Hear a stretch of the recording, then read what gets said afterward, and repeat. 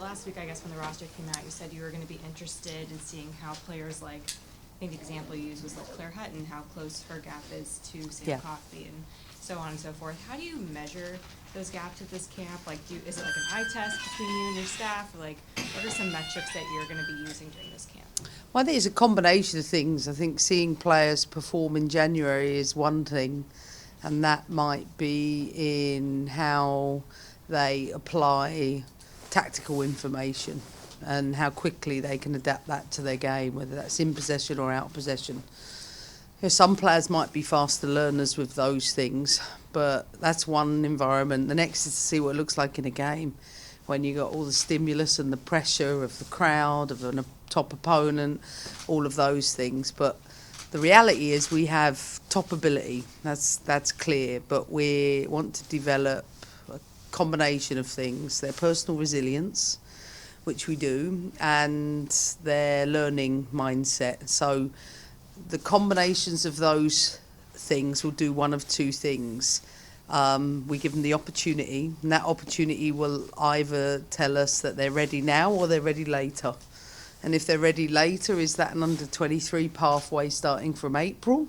Or is it their player that we think that with maybe a couple more camps they'll be with that? And I've made it clear to the players representing this crest that any age group is significant. So the 23s programme isn't by any means a relegation to something, far from it.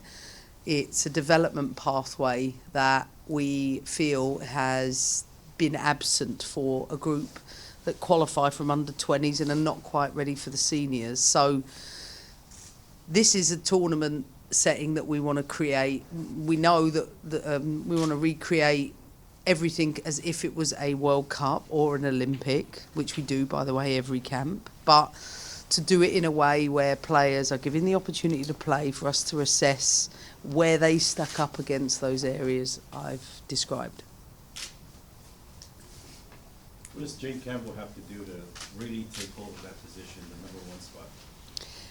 Well, I think for all of the goalkeepers competing within that, they have to demonstrate they can make, you know, the important decisions under pressure. Again, both sides of the ball. Of course, the qualities you need to play in goal for this team mean that more often than not you've got to be absolutely ready to make a significant big save in every game. That's one thing. But two, the growing demands of the game mean that you are often a spare player in the team, and you've got to be good with your decision making and execution in the deepest spaces to help the team progress up the pitch. So, you know, Jane's experience amongst this current goalkeeping pool that's here, I think, is, you know, she's the most experienced. They have to take their opportunities. She's going to get the opportunity to play, as is Mandy, in this camp, and I think we will progress through this stage up until July, where we will give opportunities to the goalkeeping pool. And listen, Jane's impressed me from day one being in here, and I'm looking forward to seeing what steps she can take next, as I am both Mandy and Fallon. With 16 of the 23 being NWSL players, how do you motivate them to compete as what is essentially the toughest season opener? I mean, no one needs motivating to play for this. Let me tell you, every single one of us get out of bed every day honoured to rent this crest for the time we're here. And some have had, you know, tough pre-seasons already, so they are not conditioned in terms of games, and of course that in itself doesn't lend as the most favourable factor going into this. But like, we're not here to make excuses. I don't like to.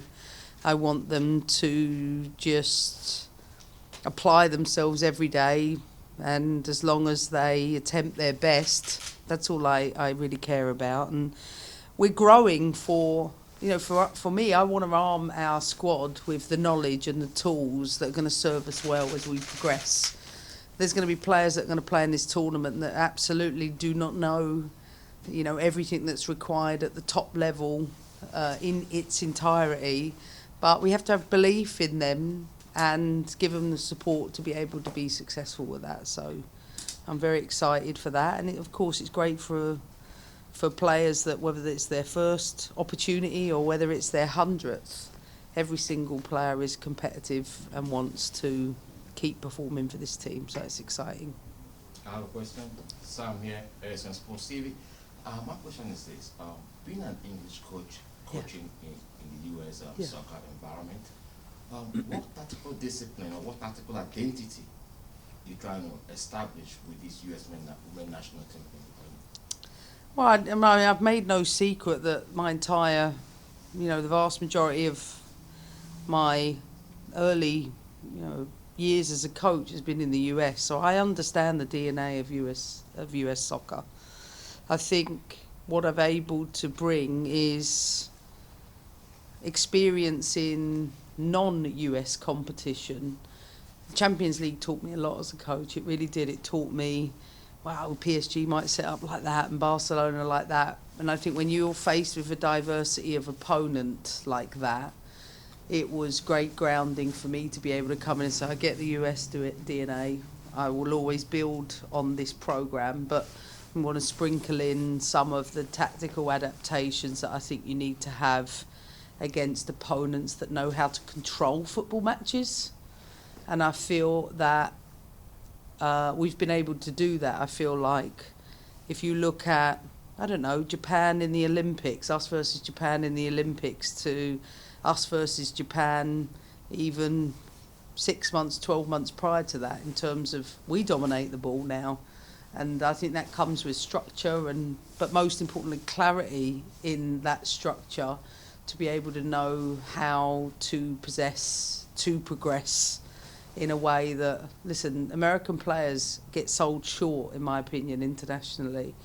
These players are highly technical and they are highly tactical, but my job is to make sure I give them the clarity that's needed, and hopefully I'm doing that. Speaking of the American identity, the national team has been on the receiving end of bad faith attacks, you know, at the World Cup. On 22 what? Bad faith attacks. What does that mean? Oh, let me finish. Okay. Oh. So, of course, considering the political climate and what the team may potentially receive given that, how as a coach can you support the players if these things do kind of happen again? I don't really understand the question. Yeah, what do you mean bad faith attacks? Given the political climate, Yeah. women's athletes, Yeah. women's national team Mhm. can be on the receiving end of things that are off the field, things that Yeah. may be have nothing to do with soccer. Okay. Yeah, Yep. okay. Yep. You know, I can't look.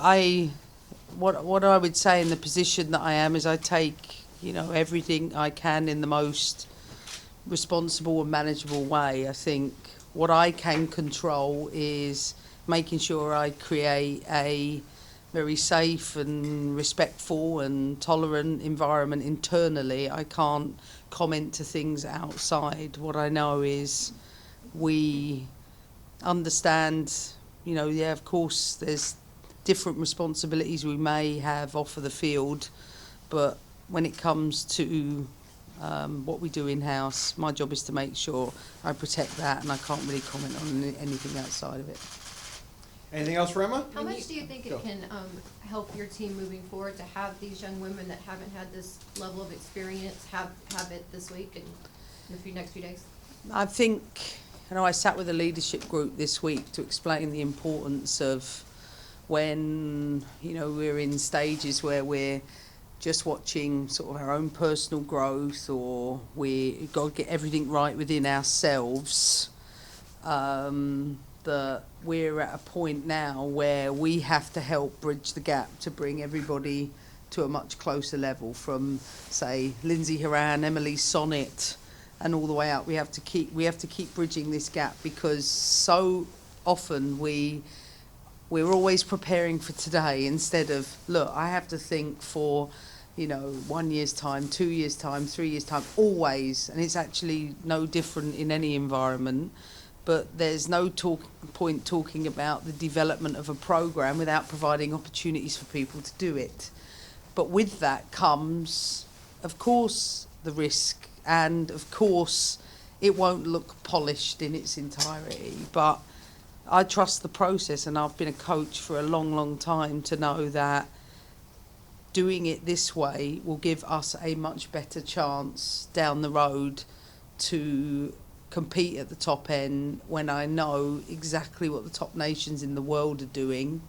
And as I've said before, the biggest challenge we have had is that our programs, youth age group and under 23, has been at about 50% of the programming for, say, Germany and England and Spain. So we've got to close this gap to ensure that this program can stay at the top end. Last one, go ahead. When players are making the decision to go from the U.S. and play club abroad, Yeah. and they talk to you and ask you for advice, what are the things they're picking your brain on the most? Like, what do they want to know from you before they make that decision? Well, I think for them, they do anything. They just, they want to get a sense from me if I know anything about any of the environments they're going to or what my thoughts are on it. And I'm sure the players will tell you this anyway. I'm always about, well, what's right for you? Where are you at? What are your needs? And I think it's great for the women's game that there are these opportunities for our players, but it's so deeply personal. Like for Yasmin Ryan, she's a player that absolutely wanted to play in the NWSL, and for someone like Jen and Iswonga, she's like, I've wanted to go abroad since I was 8. And my philosophy on this is, who am I to tell them they can and can't do things? Spend enough time as women being told enough of that, and if they can make a great living doing what they're doing and they're happy doing it, then I just want them to know they have my full support, nothing more.